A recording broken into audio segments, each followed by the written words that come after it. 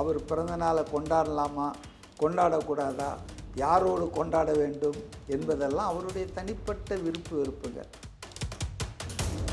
த்ரிஷாவை பொறுத்தவரையில் அவரோட நீண்ட காலம் சினிமா இண்டஸ்ட்ரியில் பழகினவங்க இருந்தவங்க. அவங்க சந்திப்பதிலேயோ அல்லது கேக் சாப்பிடுவதிலேயோ அவங்க ஒன்றும் புதுசு இல்லை.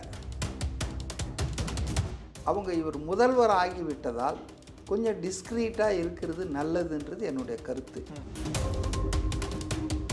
அவர் ஒரு 8 கோடி மக்களினுடைய முதல்வராக இருக்கார். ஸோ அப்போ அவருக்குன்னு ஒரு பப்ளிக் இமேஜ் இருக்குது. அதை அரசியல் எதிரிகள் கெடுப்பதற்கு முயற்சி பண்ணுவாங்கன்றத அவருடைய உண்மையான ஃப்ரெண்டாக இருந்தால் த்ரிஷா புரிஞ்சிருக்கணும். இந்நேரம் அவங்க ஃபோட்டோவை அதில் பகிர்வது என்பது ஒரு சீப் மென்டாலிட்டி தான் தெரியுது. அப்போ சங்கீதா அப்புறம் ஜெய்சங்கர் சஞ்சய் அவங்களுக்கெல்லாம் பொறுத்த வரைக்கும் விஜய் அவர்கள் தீய சக்தியா சார்? அது ஒரு மனைவின்ற முறையில் அவங்களுக்கு அது இருக்க தானங்க செய்யும். ஹாலிடேஸ்னாலே அது நம்ம ஜிடி ஹாலிடேஸ் தான். You know you are special when you're with GT Holidays. நிறைவான தருணங்கள் NAC ஜுவல்லர்ஸுடன். ஆச்சி மசாலா எந்த சமையலும் ருசி தேடும் ரகசியம் 20 ரூபாய். சார் வணக்கம் சார். வணக்கம். எப்படி சார் இருக்கீங்க? நல்லா இருக்கேன். Super sir. சட்டசபையில் முதல்வர் விஜய் அவர்கள் பேசின ஒரு ஸ்பீச் பெரும் பேசும் பொருளாக மாறிச்சு. அந்த பொருள், அந்த பேசு பொருளான அந்த ஸ்பீச் ஒரு நாள் நீடிக்கும்ன்ற நிலையில் நினச்சிட்டு இருந்தோம். ஆனால் அது அந்த சாயந்தரம் வேலையிலே அந்த ஸ்பீச் அப்படியே மாறி இன்னொரு பேசும் பொருளாக மாறினது அந்த புகைப்படம் தான். த்ரிஷாமம் வெளியிட்ட அந்த புகைப்படம். இந்த புகைப்படத்தில் நிறைய பேர் நிறைய விமர்சனங்களை வைக்கிறாங்க. பாருங்கள், ஒரு பக்கம் என்னுடைய பிறந்தநாள் விழா கொண்டாட மாட்டேன்னு சொல்லிட்டு சட்டமன்றத்தில் சொல்கிறாரு. இன்னொரு புறம் இந்த மாதிரி 2 பேர் மட்டும் ஒரு பிறந்தநாள் விழா கொண்டாடிட்டு இருக்காங்க. இதுதான் அவங்க முதல்வர் விஜய் பண்ணுற வேலையாக சொல்லி கேட்டுட்ருக்காங்க. இந்த விஷயத்தை எப்படி பார்க்குறீங்க?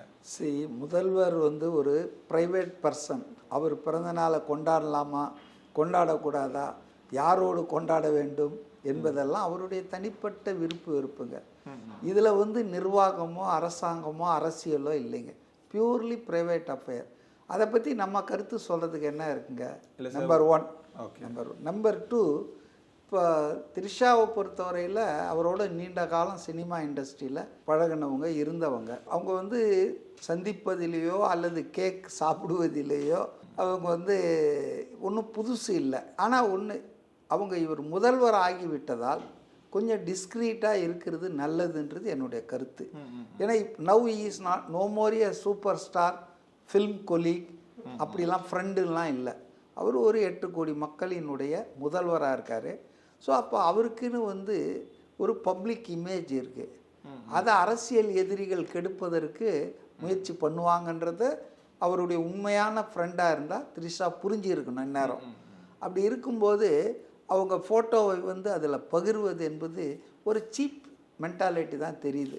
அதாவது சீஃப் மினிஸ்டர் எனக்கு ரொம்ப நெருக்கம், இன்றைக்கி சிஎம் எனக்கு பெட்டு அப்படின்னு சில பேர் ஃபோட்டோலாம் பகிர்வாங்க. இது ஒரு பைத்தியங்கள் தான். அதாவது அரசியல்வாதிகளோடு தங்களுக்கு நெருக்கத்தை காட்டிக்கொள்வதற்காக பல கட்டங்களில் பல பேர் அதுவே ஆபத்தாக முடியும்.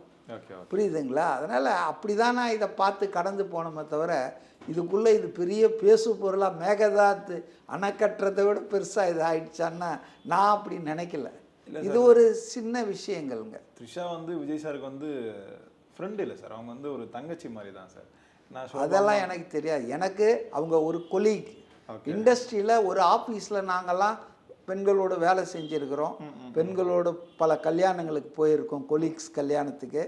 அது மாதிரி தான் நான் பார்க்குறேன். அவங்க கல்யாணத்துக்கு அந்த கீர்த்தி சுரேஷுக்கு போனதை திமுக காரங்க ஃபோட்டோ எடுத்து ரொம்ப கேவலமாலாம் பேசினாங்க. பட் நான் அப்படி பார்க்கல. நம்ம ஆஃபீஸில் ஒர்க் பண்ணுறோம், நம்ம கூட இருக்கிற ஒரு கொலீக் கல்யாணம், நான் ஆஃபீஸில் இருக்கிற 5 கொலீக்கு எல்லாம் ஒன்றா சேர்ந்து தான் போவோம். அதிலெல்லாம் ஒன்றும் பிரச்சனை. 2வதுங்க, தவறாக நடக்கிறோன்றவங்க அதுக்கு இடம் தான் தேவையா, கல்யாணம் தான் தேவையா? ஒரு ஆணும் பெண்ணும் தவறு செய்யணும்னு நினச்சிட்டாங்கன்னா அதுக்கு ஒன்றும் யாருமே தடுக்க முடியாது, அடல்ட்ஸு. அதை ஏன் இவங்க இந்த அளவுக்கு புரிஞ்சிக்க மாட்டேன்றாங்க? பொது வெளியில் ஒரு கல்யாணத்துக்கு ஒன்றா வர்றது, அஜித் அம்மா செத்தா அதுக்கு வந்தாங்க 2 பேரும். ஸோ ஃபில்ம் இண்டஸ்ட்ரி சம்மந்தப்பட்ட விழாக்களில், ஃபில்ம் சம்மந்தப்பட்ட அந்த நிகழ்வுகளில் 2 பேர் கலந்து கொள்வதில் எனக்கு என்னவோ பெரிய தப்பு இருக்கிறதா எனக்கு தெரியல. ஆனால் இன்றைக்கி சீஃப் மினிஸ்டர் ஆன பிறகு அவருடைய புகைப்படத்தை பொதுவெளியில் இப்படி பயன்படுத்துவது போடுவது என்பது த்ரிஷா மேடம் வந்து அதை உணரணும். Is now the leader of 8 crore Tamils, not only your friend. இது வந்து தமிழ்நாட்டில் இருக்கிறோம், தமிழ்நாட்டில் ஈர பேனாக்கி பேனை பெருமாளாக்குவாங்க. அப்படிப்பட்ட ஒரு சூழ்நிலையில் இது நிச்சயமாக வந்து கொஞ்சம் கேர்ஃபுல்லாக இருக்கணும் அவங்கன்றது தான் என்னுடைய அறிவுரை அவங்களுக்கு. சார் இப்போ ஏற்கனவே வந்து விஜய் சாரும் சரி சங்கீதா மேமும் சரி ஒரு பிரிந்து தான் வாழ்கிற ஒரு ஸ்டேஜில் வந்து இருக்காங்க. அப்படி இருக்கும்போது இந்த மாதிரியான புகைப்படங்களை வந்து போஸ்ட் போடுறது வந்து அவங்களை இன்னும் மேலும் காயப்படுத்த தானே சார் செய்யும். ஆக்சுவலாக அவங்களுக்குள்ளே ஒரு வருத்தம் இருக்கும், இந்த டைமில் நாம் வந்து அவர் கூட இருந்திருக்கலாம், ஒரு விஷ் பண்ணியிருந்திருக்கலாம் அப்படின்னு சொல்லி. இந்த மாதிரி டைமில் இந்த ஃபோட்டோஸ்லாம் பார்க்கும்போது இன்னும் அந்த பிரிவினைன்றது அதிகமாக தான் சார் ஆகும். நீங்கள் சொல்கிறத நான் ஒத்துக்கிறேன். இதை வந்து த்ரிஷா வந்து should understand the feeling of another woman. ஒரு மனைவி வந்து எந்த அளவுக்கு சங்கடப்படுவாங்க தன் கணவன் இன்னொரு பெண்ணோடு நெருக்கமாக இருப்பதோ அல்லது ஃப்ரெண்டாக இருப்பதை கூட பல பேர் புரிஞ்சிக்க மாட்டாங்க. மிஸ் அண்டர்ஸ்டாண்டிங்கு டைவர்ஸ் வரைக்கும் போகிறதெல்லாம் இதுதான். அதாவது பெண்களுக்கு வந்து எப்போவுமே ஒரு பொசசிவ்னஸ் இருக்கும். தன் கணவன் தன்னை மட்டும்தான் பண்ணணும், பார்க்கணும், தன்கிட்ட மட்டும்தான் அன்பு செலுத்தணும் அப்படின்லாம் நினைப்பாங்க. அது சரியல்ல என்பது தான் என்னுடைய கருத்து. ஆனால் பெண்களுடைய சென்டிமெண்ட்டு சைக்காலஜி அதுதான். அப்போ அதை புரிந்து கொண்டு தான் எல்லாரும் நடந்துக்க வேண்டியிருக்கு. அப்போ தான் இல்வாழ்க்கை என்பது இனிக்கும். இப்போ இதெல்லாம் வந்து ஒரு 40 வயசுக்கு மேலே இருக்கும்னு நினைக்கிறேன் ட்ரிஷாக்கு. அவங்க ஒரு மெச்சூர்டு விமன் தான், அவங்க கேர்ள்னு நான் சொல்ல மாட்டேன். ஒரு மெச்சூர்டு உமனாக இன்னொரு உமனுடைய சென்டிமெண்ட்டு அவங்களுடைய ஃபீலிங்ஸ் அவங்களுக்கு புரியணும். இந்த மாதிரி நேரங்களில் இது மாதிரிலாம் நம்ம செஞ்சால் அதன் விளைவுகள் பர்சனலாக என்ன ஆகுதுன்றது ஒரு பக்கம், அரசியல் ரீதியாக எப்படி அவருக்கு கெட்ட பேரை உண்டாக்கும் அப்படின்றத புரிந்து கொண்டு செய்வாங்களா, இல்லை அவங்க நோக்கம் என்னன்றது எனக்கு புரியல. அவங்க இதை தவிர்ப்பது நல்லது. இந்த மாதிரி வந்து முதல்வர் பதவியில் இருக்கிற ஒருத்தரை however you are very close or intimate, உங்களுக்கு எவ்வளோ ஃப்ரெண்ட்ஷிப் இருந்தாலும் அதை உங்களுக்குள்ளே வச்சுக்கணும். அதை வந்து ஒரு சமூக ஊடகத்தில் போடக்கூடாது. அது வந்து தவறுன்னு தான் நான் நினைக்கிறேன். அதையே வந்து நிறைய பேர் வந்து இந்த டீ கோட்லாம் பண்ண ஆரம்பிச்சிருக்காங்க. அதுக்குள்ளே நம்ம அதிகமாக போகலாம். 0.0 அது வந்து ஒரு ஏஞ்சலோட குறியீடுன்னு வந்து சொல்கிறாங்க. அதெல்லாம் அந்த அளவுக்கு ஆராய்ச்சி இல்லை, அந்த அளவுக்கு ஆராய்ச்சிலாம் நம்ம போக வேணாம். இது வந்து ஒரு பொது வெளியில் இருக்கிற ஒரு ஒரு தலைவர், அரசியல் கட்சி தலைவர், அவருடைய பேரை டேமேஜ் பண்ணுறதுக்கான ஒரு ஒரு பொட்டன்ஷியல் அதில் இருக்குது அந்த ஃபோட்டோவில். நான் அதை இல்லைன்னு சொல்ல மாட்டேன். அதை அவங்க உணரணும். இப்போ திரு விஜய் வந்து கூட சொல்லுவார், சொல்லலாம். தெரியாமலே விஜய் சாருக்கு தெரியாமல ஏதாவது போஸ்ட்லாம் போடுறாங்க, அவங்களுக்கு தெரியாமல் தான் பண்ண முடியும். நீங்கள் என்ன சொல்கிறத பார்த்தா அவர்கிட்ட அப்ரூவல் ஃபைல் அனுப்பிச்சு அவர் அப்ரூவல் பண்ணி ஓகே பண்ண பிறகு தான் அவங்க வந்து ட்விட்டரில் இன்ஸ்டாலெல்லாம் ஃபோட்டோ போட்டுட்ருக்காங்களா? சீஸே இண்டிபெண்ட் லேடிங்க, நீங்கள் அண்டர் எஸ்டிமேட் பண்ணாதீங்க. புகைப்படத்தை பார்த்தாலே அவர் ஏதோ அவங்ககிட்ட பெட்டி பாம்பு மாதிரி அடங்கி இருக்கிற மாதிரி தான் சார் தெரியுது நமக்கு. அதற்கெல்லாம் நான் கமெண்ட்ஸ் சொல்ல விரும்பலை. பர்சனலாக நான் வந்து இதுக்கு மேலே நான் பேச விரும்பலை. அரசியல் ரீதியாக பேசுங்க, நிர்வாக ரீதியாக பேசுங்க. பொது வாழ்க்கைக்கு வந்துட்டாரு, மக்களுக்காக நல்லது பண்ணுறேன்னு சொல்லிட்டு இந்த மாதிரியான வேலைகள் பண்ணும்போது மக்களை விமர்சனம் என்ன வேலை பண்ணுறாரு நீங்கள் சொல்கிறதே, என்ன வேலை பண்ணுறாரு? ஏங்க அவருடைய கொலீகோட அவர் கல்யாணத்துக்கு போகிறது, ஒரு ப்ரைவேட் இடத்துல இருக்கிறது, இது ஒன்றும் தப்புன்னு நினைக்கல. இதெல்லாம் வந்துங்க நமக்கு அந்த அளவுக்கு நம்ம பண்பாடு அப்படி வளரல. நம்ம வந்து இன்னும் பொத்தி வச்சிட்டு இருக்கோம். வெஸ்டர்ன்லலாம் இதெல்லாம் ஒன்றுமே கிடையாதுங்க.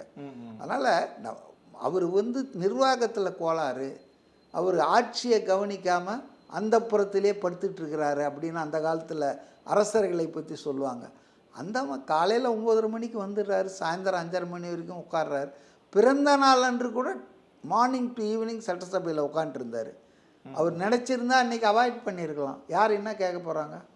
அவை முன்னவர் குறித்து வச்சுட்டு இருக்க போகிறா, அடுத்த நாள் பதில் சொல்ல போகிறாரு, டிவியில் பார்க்க போகிறாரு. ஆனால் அவர் ரொம்ப சட்டமன்ற கூட்டத்தொடருக்கு முழு மரியாதை கொடுத்து முழு நேரமும் அவர் இருந்தார். புரியுதுங்களா? அதனால் அவருடைய ஆட்சி நிர்வாகம் அதை பற்றி ஏதாவது இருந்தால் நம்ம தனிப்பட்ட வாழ்க்கை இதுக்கு மேலே பேசலாம். அது வேண்டாம். நான் லாஸ்ட்டாக வேறு கொஸ்டின் கேட்குறேன் சார். தாவேக தொண்டர்கள் வந்து திமுகவை பார்த்தோ இல்லை பாஜகவை பார்த்தோ பயப்படுறது இல்லை சார், த்ரிஷா மேம் பார்த்து தான் பயப்படுறாங்க. ஏன் பயப்படணும்ன்றா? ஏன் பயப்படணும்? பர்த்டேவோ ஏதாவது ஒரு முக்கியமான ஒரு நாட்களில் வந்து ஏதாவது ஒரு புகைப்படத்தை ஷேர் பண்ணி அது வந்து எதிர்க்கட்சிகள் வந்து ஒரு டூலா பயன்படுத்துறாங்க. இல்லை, எதிர்க்கட்சிகள் எப்படிங்க அதை டூலாக பயன்படுத்தலாம்? இதென்னா மாரல் போலீஸா? எதிர்கட்சியில் இருக்கிறவங்கலாம் நான் ஏகப்பத்தினி விரதர்களா? நான் அதுக்கு மேலே நான் பேச விரும்பல. வந்து மனைவி துணைவி ஏங்க தீய சக்தின்னு பாருங்க. அவங்க வந்து எங்கேயும் வந்து கிளைம் பண்ணல நாங்க தூய சக்தின்னு சொல்லிட்டு. தீய சக்தின்னு சொல்றது, தூய சக்தின்னு சொல்றத நீங்க தவறா புரிஞ்சிட்டு இருக்கீங்க பல பேர். தீய சக்தின்றது மக்களுக்கு எதிரானவர்கள், தீமை செய்தவர்கள், மக்கள் பணத்தை கொள்ளையடித்தவர்கள், ஆட்சி அதிகாரத்தை சுயநலத்துக்காக பயன்படுத்தியவர்களை தான் எம்ஜிஆர் தீய சக்தின்னு சொன்னார். விஜய் ஒன்றும் கண்டுபிடிச்ச வார்த்தை இல்லை அது. எம்ஜிஆர் சொன்னார், அதை வந்து ஜெயலலிதா அவர்கள் ரிப்பீட் பண்ணாங்க.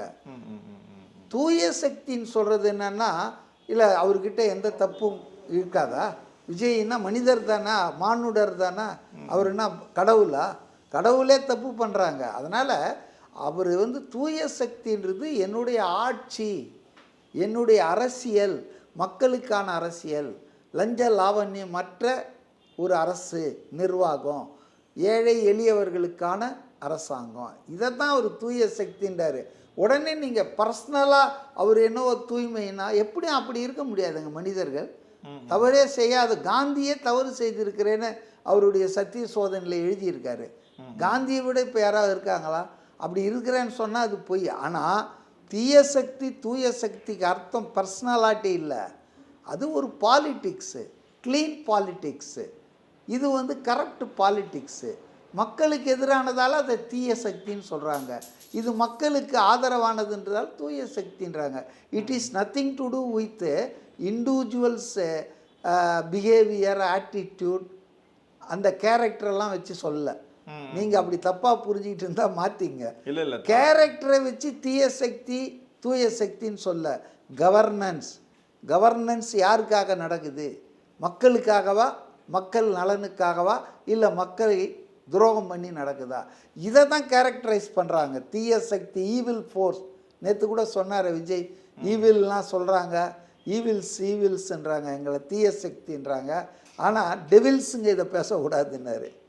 பேய்கள் வந்து எங்களை வந்து தீய சக்தின்னு சொல்லக்கூடாதுன்னாரு. அதனால் இதெல்லாம் ஆட்சி, அரசு, பாலிட்டிக்ஸ் தாங்க. Nothing to do with personal characteristic. அதெல்லாம் நம்ம பேசணும்னு வச்சிங்களேன், அது எல்லையே இல்லாமல் போயிடும். அதுக்காக சொல்ல. நீங்கள் திரும்பவும் அதே தான் சொன்னீங்க. இல்லை தூய சக்தி தீய சக்தினா பர்சனல்ஸை பற்றியே கிடையாது. அது கவர்னன்ஸ், இஷ்யூ ஆஃப் கவர்னன்ஸ், ஆட்சி நிர்வாகம் யாருக்காக எப்படி நடக்குது, அதை வச்சு தான் இது தீய சக்தியா, ஊழல் சக்தியா, தூய சக்தியா, நல்ல சக்தியான்னு முடிவு வரணும். அப்போ சங்கீதா அப்புறம் ஜேசன் சஞ்சய் அவங்களுக்கெல்லாம் பொறுத்த வரைக்கும் விஜய் அவர்கள் வந்து தீய சக்தியா சார்? அவங்களுக்கு அவர் எப்படி இருக்காருன்றது எனக்கு எப்படி தெரியும்? என்ன கேட்குறீங்க? நீங்கள் சொல்கிற பிரகாரம் வச்சு நான் வந்து அவங்க மனசில் அவரை பற்றி என்ன மதிப்பீடு இருக்குது, அவங்க அனுபவம் என்ன, பர்சனல் அனுபவம் நமக்கு தெரியாது இல்லைங்களா? நம்ம எங்கேயோ இருக்கிறோம், இல்லை சார், தெரியாமல் நம்ம கமெண்ட் பண்ண முடியாது. ஆல்ரெடி அந்த டிவோர்ஸ் கேஸ்லேயே வந்து மென்ஷன் பண்ணியிருப்பாங்க, சொல்கிறாங்க, மனவலியை சொல்கிறாங்க, இந்த மாதிரிலாம் வந்து சொல்கிறாங்க. அது ஒரு மனைவின்ற முறையில் அவங்களுக்கு அது இருக்க தானேங்க செய்யும். தமிழ்நாட்டில் பிறந்த அல்லது அவங்க இலங்கையில் பிறந்திருந்தா கூட உலகம் பூரா இருக்கிற பெண்கள் ஒரே மாதிரி தான். நான் தான் சொன்னேன், my husband is for mine only, என் கணவன் எனக்கு மட்டும்தான். ஒரு படம் கூட வந்தது, என் புருஷன் எனக்கு மட்டும்தான். இதுதான் பேசிக் இது tendency of the any lady. ராணியாக இருக்கலாம், மகாராணியாக இருக்கலாம், இளவரசியாக இருக்கலாம், சாதாரண பால் விற்கிற பொம்பளையாக இருக்கலாம், பூ விற்கிறவளாக இருக்கலாம். ஆனால் any woman will like to have 100% of love of her husband. இதுல ஒன்றும் தப்பே கிடையாதுங்களா? அவங்களும் ஒரு பெண் தானே. ஹாலிடேஸ்னாலே அது நம்ம ஜிடி ஹாலிடேஸ் தான். You know you are special when you're with GT Holidays. நிறைவான தருணங்கள் என்ஏசி ஜுவல்லர்ஸுடன். ஆச்சி மசாலா. எந்த சமையலும் ருசி தேடும் ரகசியம் 20 ரூபாய்.